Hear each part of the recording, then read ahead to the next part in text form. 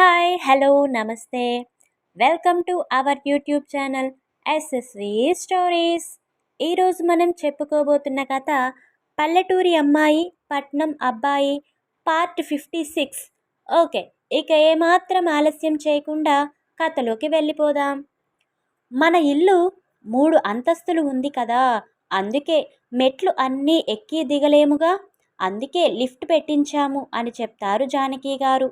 ఆమె మాటలు విని అది నిజమేలే, ఏదో ఒకసారి అయితే చిన్నగానో పెద్దగానో ఎక్కి దిగవచ్చు, కానీ రోజు అవసరం ఉంటే ఈ వయసులో ఇన్ని మెట్లు ఎక్కి దిగలేము కదా, ఇది పెట్టించి మంచి పని చేశారు మీరు అని నవ్వుతూ చెప్తారు సత్యం సరళగారులు. హా, అన్నీ ముందుగా ఆలోచించే మనకి సౌకర్యంగా ఉండేలా ఇంటిని కట్టించాము. ఇల్లు కట్టి ఇన్నేళ్ళు అవుతున్నా మీరు మాత్రం మా ఇంటికి రానేలేదు. అప్పుడు పాత ఇంట్లో ఉన్నప్పుడే నయం, అప్పుడప్పుడు అయినా వస్తూ పోతూ ఉండేవారు. ఈ ఇల్లు ఏమంటా కట్టి ఈ ఇంట్లో గృహప్రవేశం చేశామో అప్పటి నుండి మీ రాకపోకలు కూడా ఆగిపోయాయి.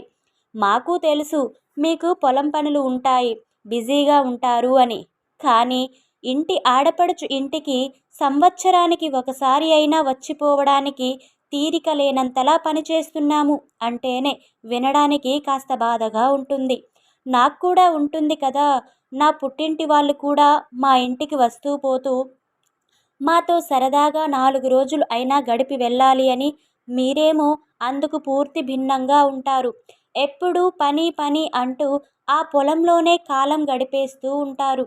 అరే, మనకి ఉండేది ఒక్కగానొక్క ఆడపడచు, ఎలానూ అమ్మా నాన్నలు కూడా లేరు. తన ఇంటికి మనం కాకపోతే ఇంకెవరు వెళ్తారు? ఎప్పుడూ తనే మన ఇంటికి వచ్చిపోవాలా? మనం కూడా అప్పుడప్పుడు అయినా వెళ్దాం అని ఉందా మీకసలు?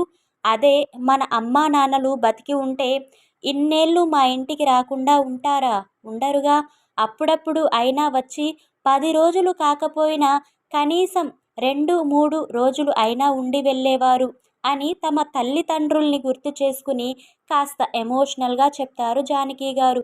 ఆవిడ ఎమోషనల్ అయి అలా మాట్లాడడంతో తాము ఇన్నేళ్ళు తనింటికి రాకపోయేసరికి ఆమె ఎంతలా బాధపడిందో ఆమె మాటల్లోనే అర్థమయ్యి సరళ సత్యం గారు ఇద్దరూ ఆమెని దగ్గరికి తీసుకుని వెన్ను నిమురుతూ ఉంటారు. అయ్యో అక్క, నువ్వు బాధపడకు. మన అమ్మా నాన్నలు లేకపోతే ఏమి, నీకు మేమంతా లేమా చెప్పు. ఇక్కడికి రాకపోవడం అంటే నీకు తెలిసిందే మనకి అక్కడ ఉండే పనుల గురించి. అదీ కాక కరువు వల్ల అప్పుల పాలు అవడంతో ముందు కంటే కూడా ఎక్కువ శ్రమ పడాల్సి వచ్చింది. మన సొంత పొలం అయినా ఒక రకం, వేరే వాళ్ళ పొలాన్ని కౌలుకి తీసుకుని పంట వేస్తున్నప్పుడు దగ్గరే ఉండి జాగ్రత్తగా చూసుకోకపోతే ఉన్న అప్పులు తీరకపోగా కొత్త అప్పులు పెట్టాల్సి వచ్చేది. దాని గురించి ఆలోచించే రేయి పగలు తేడా లేకుండా నేను, సరళ, ఆఖరికి హారీ బంగారం కూడా అంతలా కష్టపడుతుంది. మా పరిస్థితుల గురించి అన్నీ తెలిసి కూడా నువ్వు ఇలా అనుకుని బాధపడడం ఏమైనా బాగుందా చెప్పు. మేము ఇక్కడికి రాలేదంటే నువ్వంటే మాకు ప్రేమ లేనట్టు కాదు, బావగారి మీద గౌరవం లేనట్టు కాదు, విహాన్ బాబు మీద అభిమానం లేనట్టు కాదు, మాకు రావడానికి వీలు కుదరలేదు అంతే అని చెప్తారు సత్యంగారు. వెంటనే సరళగారు అందుకుని, అవును వదిన, ఆయన చెప్పింది 100% నిజం. మా పరిస్థితి బాలేక మీ దగ్గరికి రాలేదు, కానీ లేదంటే రాకుండా ఉంటామా చెప్పు. మీ మీద ప్రేమాభిమానాలు ఉండబట్టే కదా ఫోన్లు చేసి మాట్లాడేది. మీరు కూడా మమ్మల్ని అర్థం చేసుకోకుండా ఇలా అపార్థం చేసుకుని మీలో మీరే బాధపడితే ఎలా చెప్పండి. మేము మనుషులుగా మీకు దూరంగా ఉండి ఉండొచ్చు, కానీ మా మనసుల్లో మాత్రం మీరు ఎప్పుడూ దగ్గరగానే ఉంటారు. రోజుకి ఒకసారి అయినా సరే మీ గురించి మాట్లాడుకోనిది మాకు రోజు గడిచేది కాదు. అంత ప్రేమ మీరంటే మాకు అని చెప్తారు. ఆ మాటలు విన్న జానకి గారు సరిగ్గా నిలబడి, మీకు నా మీద అంత ప్రేమ ఉండబట్టే కదా నన్ను పరాయిదాన్ని చేసేశారు. నన్ను పరాయిదానిలా చూడబట్టే కదా మీరన్ని కష్టాల్లో ఉన్నా కనీసం నాకు కూడా చెప్పకుండా దాచేశారు అని మూతి తిప్పుతూ దెప్పుతున్నట్టుగా అంటారు. ఆ మాటలకి సరళ సత్యం గార్ల దగ్గర ఎలాంటి సమాధానం లేదు. తేలుకుట్టిన దొంగల్లా కిక్కిరి మిక్కిరి అనకుండా మౌనంగా నిలబడిపోయారు. వాళ్ళిద్దరి మౌనం చూసి ఏంటి, ఇప్పటి వరకు ఇద్దరు ఎన్నో మాటలు చెప్పారు కదా, ఇప్పుడేం మరి మౌనం పాటిస్తున్నారు? నేను అడిగిన దానికి సమాధానం చెప్పండి. మీరు నిజంగానే నన్ను మీ మనిషిని అని చూసుంటే, నా మీద నిజంగానే ప్రేమాభిమానాలు ఉండి ఉంటే, మీకు చిన్న కష్టం రాగానే నేను గుర్తు వచ్చి ఉండేదాన్ని. మీ కష్టాల్ని, బాధలని నాకు చెప్పుకునేవారు.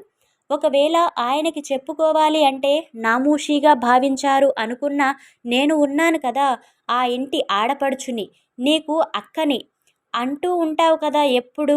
నువ్వు అమ్మ తరువాత అమ్మలాంటి దానిని నేను అని. మరి అమ్మ స్థానంలో నన్ను చూసి ఉంటే, అమ్మతో ఏ బిడ్డ అయినా తన బాధల్ని చెప్పుకోకుండా ఉంటాడా? మీరే చెప్పండి. మాట వరసకి ఏదేదో అనడం చెప్పడం కాదు. అయిన వాళ్ళు, తోడ పుట్టిన వాళ్ళు అనుకుంటే బాధల్లో ఉన్నప్పుడే ఒకరికి ఒకరు అండగా ఉండాల్సింది. అవసరం ఉన్న సమయంలో లేని సాయం, అవసరాలు తీరిపోయిన తరువాత అందితే ఎంత, అందకపోతే ఎంత.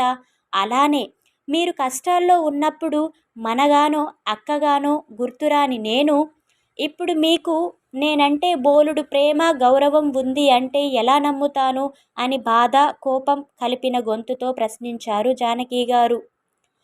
అక్కా, దయచేసి నువ్విలా మాట్లాడకు. నీ మీద ఎంత ప్రేమ ఉన్నా, నువ్వు ఎంత నా తోడబుట్టిన దానివి అయినా, ఎలా నేను ఇంటి ఆడపడుచుని సాయం అడగగలను? ఆడపడుచుకి తోడపుట్టిన వాడిగా ఏదో ఉన్నంతలో కాస్త పెట్టి పంపుతుండాలి కానీ, అలాంటివి కూడా పెట్టకపోగా పైపెచ్చు తిరిగి నీ నుండే సాయం ఆశించాలి అంటే అది మా వల్ల అవుతుందా?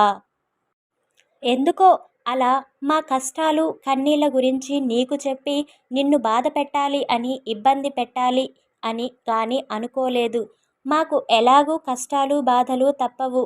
ఆ దేవుడు ఇచ్చినవి చచ్చినట్టు అనుభవించి తీరాలి మేము. మీకు ఆ అవసరం లేదు కదా. ఏదో మీ జీవితాల్లో మీరు మా నుండి ఏమీ ఆశించకుండా బతుకుతున్నారు. అలాంటి మీతో మా బాధల గురించి ఎలా చెప్పాలో తెలియక, చెప్పి మిమ్మల్ని బాధ పెట్టడం నచ్చక మా పరిస్థితిని మీతో చెప్పలేదు.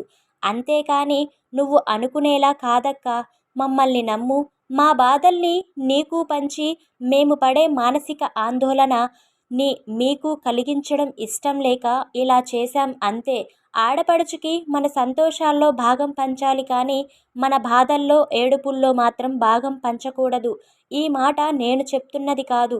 ఆ రోజుల్లో మనం చిన్నగా ఉన్నప్పుడు మన నాన్నగారు చెప్పేవారు. గుర్తుందా ఆ మాటలు ఇవి?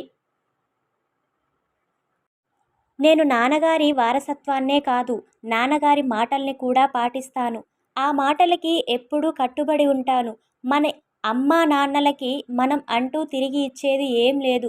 ఏదో ఇదిగో ఒకప్పట్లో వాళ్ళు మనతో చెప్పిన మాటలు గుర్తుపెట్టుకుని, ఆ మాట మీద నిలబడి వాళ్ళు చెప్పిన మాటలకి విలువని ఇస్తూ ఉండాలి అంతే. అంతకంటే మా బడ్జెట్ మించిపోదు అనుకోండి, అది వేరే విషయం. నిన్ను పరాయిదానిలా చూసి కాదు, నీ మనసుని కష్టపెట్టలేక నీతో ఏం చెప్పకుండా దాచాము అంతే.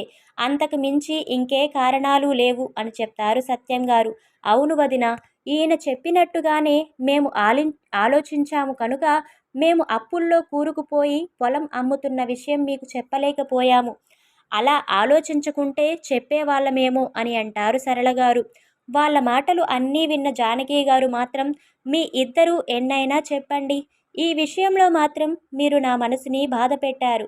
ఇంత ఆస్తి అంతస్తులు ఉండి కూడా మీరు కష్టాల్లో ఉన్నప్పుడు చిన్న సాయం కూడా చేయలేకపోయాము. మాతో మీరు చెప్పకుండానే పొలం కూడా అమ్మేశారని తెలిసి నేను ఎంత బాధపడ్డానో తెలుసా మీకు అని చిరుకోపంగా అంటారు.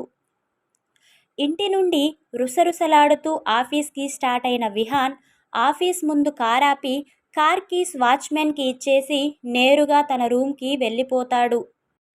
అతన్ని చూసి స్టాఫ్ అందరూ లేచి వినయంగా గుడ్ మార్నింగ్ అని చెప్తున్నా సరే, రోజులా రియాక్ట్ అవ్వకుండా, తల అటూ ఇటూ తిప్పి కూడా చూడకుండా తన ఛాంబర్కి వెళ్ళి తన చైర్లో కూర్చుని వెనక్కి వాలి, ఛ, నేను లండన్లో ఉన్నప్పుడు ఏమనుకున్నాను, ఇక్కడ ఏం జరుగుతుంది, అసలు నా లైఫ్ ఎటుపోతుంది, ఆ పల్లెటూరి మొద్దుతో నా పెళ్లి చేసేందుకు మా వాళ్ళు ఎందుకు ఇంతలా తాపత్రయపడుతున్నారు, నాకు కొంచెం కూడా థింక్ చేసేందుకు టైం ఇవ్వకుండా ఏకంగా ముహూర్తాలు కూడా పెట్టించాలని చూస్తున్నారు. ఇంట్లో ఈ పాటికి ముహూర్తాలు కూడా పెట్టేసి ఉంటారా ఏంటి అని చాలా అసహనంగా భావిస్తూ ఉంటాడు విహాన్. తరువాత ఏం జరుగుతుందో నెక్స్ట్ పార్ట్లో తెలుసుకుందాం. మీకు కనుక మన స్టోరీస్ నచ్చుతున్నట్టయితే please like, share, comment and subscribe.